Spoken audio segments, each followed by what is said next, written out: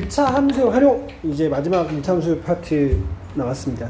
활용은 어떻게 풉니까? 1차 방정식 활용과 비슷해요. 그러니까 문장이 나와 있는 어떤 문제를 봤을 때 뭐 표나 그림을 이용해서 상황을 정리하고 문자를 x, y로 잡은 다음 그 두 문자에 관련된 식을 세우면 됩니다. 보통 여기가 1차 함수 파트이기 때문에 거의 다 1차식일 거예요. x에서 y로 가는, y는 몇몇 x, 뭐 2x 뿔 1, 마 3x 플러스 4, 뭐 이런 식으로 1차식이 만들어질 겁니다. 읽어봅시다. 문제 뜻을 파악하고 변수를 정한다. 이게 제일 중요하죠. 변수 xy를 정하고 관계식을 세우면 아마 그런 식이 보통 1차 함수처럼 나올 것이라는 얘기를 하고 싶습니다. 그리고 1차 함수식이나 그래프를 이용해서 구하려고 하는 값은 아마 x나 y 중에 하나의 값이겠죠. 구한 값이 문제 때 맞는지 확인한다.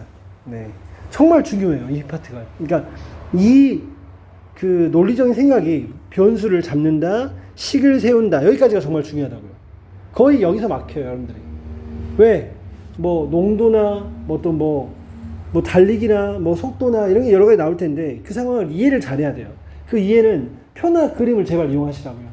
의자 문제라든가 다양하게 나올 겁니다. 근데 아마 막 색다른 게 아니라 익숙한 우리가 풀었던 1차 방정식의 활용처럼 그런 식으로 나올 거니까 너무 걱정 마시고, 몇 개 예를 좀 들어주고 있네요. 좋습니다. 온도에 대한 문제입니다. 처음 온도가 A도씨이고 1분마다 온도가 B도씨가 올라가면 2분에는 2B, 3분에는 3B인 거죠. 맞아요. X분 후의 온도는 어떻게 됩니까? 그러면 처음 온도가 뭐예요? 온도 Y는 뭐다?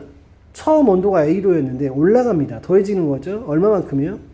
X분이니까 1분마다 B도 나면 X분 뒤에는 XB도가 올라가겠죠. 이렇게 식이 만들어지는 거야. 그래서 식을 예쁘게 쓰면 어떻게? 예쁘게 BX라 쓰는 게 좋겠죠. 길이에 대한 문제를 봅시다. 처음 길이가 A였어요. 1분마다 길이가 짧아집니다.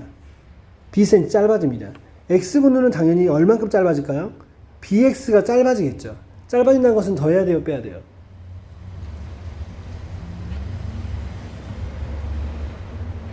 빼야 되죠. 그래서 Y라는 길이는 원래 A에서 BX를 빼요 라고 생각하면 됩니다. 이렇게 이런 식으로 생각해 주면 되겠죠. 물의 양에 대한 문제. 자, 처음 물량이 A인데 1분마다 물을 또 뺍니다. 빼는 거야.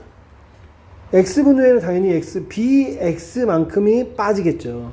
물의 양 Y는 뭐다? A에서 BX를 뺀다. 거의 이런 식이네. 거속시 문제는 머릿속에 뭐가 있으면 된다? 거속시. 이걸 어떻게 표현하냐? 여러분들은 보통 중학교 때는 이런 식으로 풍뎅이 모양 그리면 된다 그랬죠?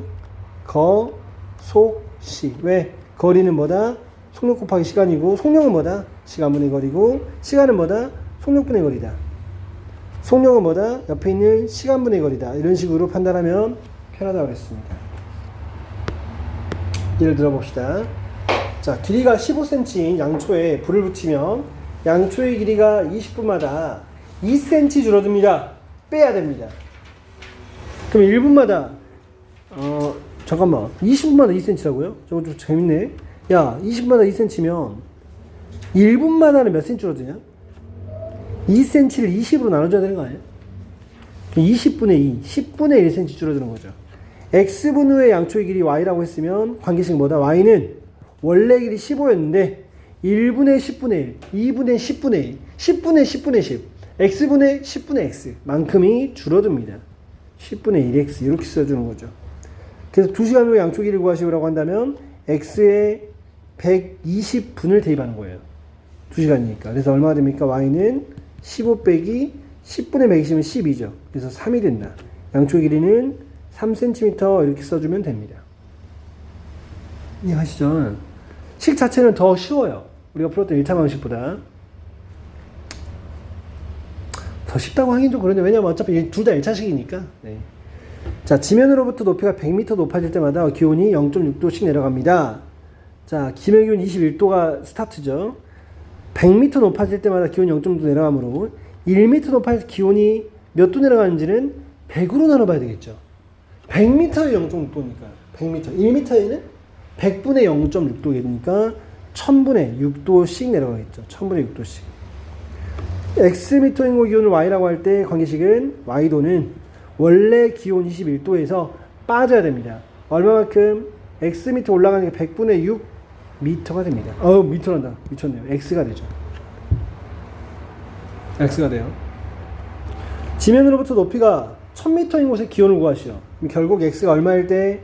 1000일 때 y 값을 대입하면 되니까 y는 21 빼기 1000분의 6 곱하기 1000은 6이 되겠죠. 그래서 15가 됩니다. 그래서 그럼 얼마 됩니까? 15도라고 써주면 되겠죠.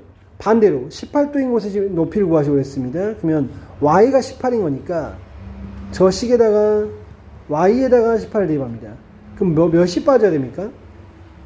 제발 이런 문제 풀 때 1000 곱하지 마세요. 아마추어 같이. 그러지 마. 그냥 여기서 빨리 찾아. 21에서 몇 배야 18이야? 몇 배야 18이야 21에서? 3을 빼야 됩니다. 1000분의 6이 6x가 3이래요. 그래? 그러면 1000을 곱하세요. 6x는 얼마입니까? 3000이죠. 3000. 그러면 6을 나눠주면 어떻게 됩니까? 500입니다. 500m구나 라고 생각할 수 있는 겁니다. 그리고 여러분들 상식적으로 하나 알아두세요. 현재 우리 서울 여기 광진구는 고도가 있을까요? 없을까요? 있다 손 들어봐. 고도가 없다 손 들어봐. 생각이 없다 손 들어봐. 집에 가고 싶다 손 들어봐. 새끼들 그냥 아무 말도 안 해. 의견이 없냐? 이씨 진짜. 넘어갑시다. 안 알려줄 거야. 궁금하지 않으면. 넘어갈 거야. 5기로 안 알려준다. 자, 1차 함수의 활용. 여기 파트가 몇 문제냐면 2문제거든요. 여기 확인 1, 2번을 풀어보세요. 지금 right now. 지금 지우도 풀어보시고 지금 동영상을 잠깐 멈춰놨다가 지우야 너도 풀어보고 영상을 풀어봐. 자, 풀어보세요. 자, 1번 보겠습니다. 50리터 물이 들어있어요. 근데 10분에 5리터씩 물이 흘러나갑니다. 빠지는 것이죠. 그럼 1분당 얼만큼이 빠져요? 10분의 5, 2분의 1리터가 빠지죠. 그래서 원래 물의 양을 y라고 했잖아요. 물통에 남아있는 물의 양을 y라고 했기 때문에 50리터가 원래 있었고 빼겠습니다. 얼만큼? 2분의 1 x분 뒤에는 이만큼이 빠지겠죠. 네. 그래서 식을 썼고요. 1시간 30분이라는 것은 x가 얼마다? 90이겠죠. 90분. x가 90일 때 그러면 y는 얼마가 되냐면 50 빼기 40. 그래서 5리터가 남아있습니다 라고 써야 되겠습니다. 5리터 이렇게. 그 다음에 2번 볼게요. 서울이 있습니다. 580km 떨어져 있어요. 여기가 태풍의 중심입니다. 태풍 중심. 근데 그 태풍 중심이 시속 20km/s 시간당 북상하고 있습니다.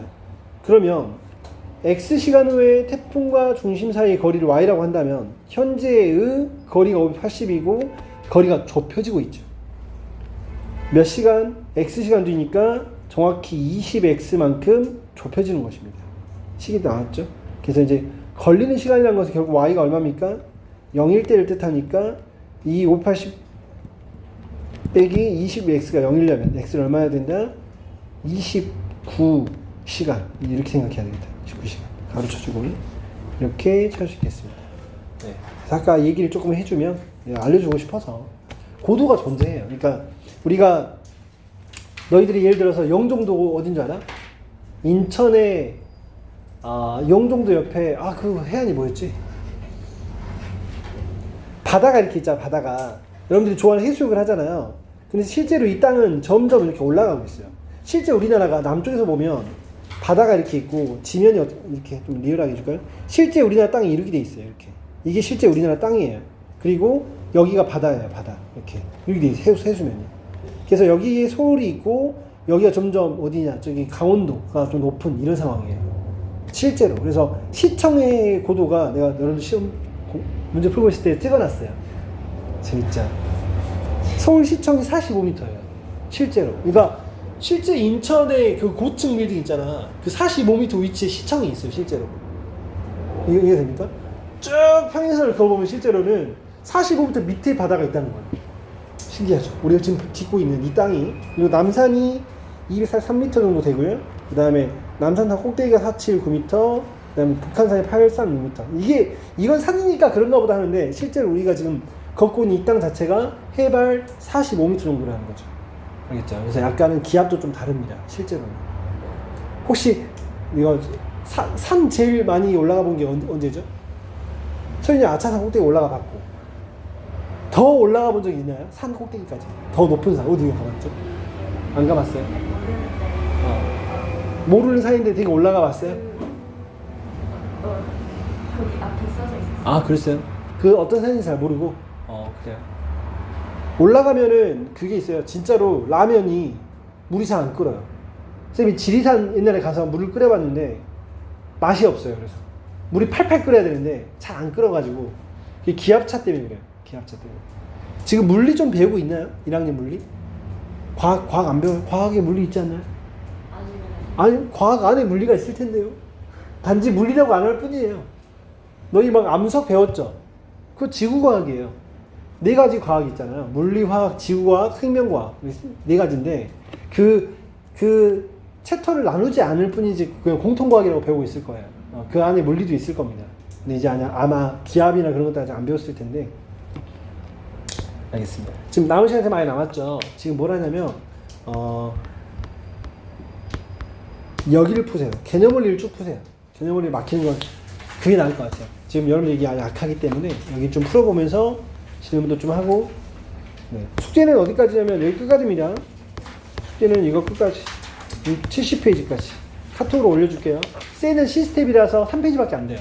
쎄는 시스템만. 여기가 좀 많아요. 맞죠? 네, 지금 좀 많이 푸시고 우리 쎄는이는 쎄도 없죠? 아 쎄는 좀 풀어요.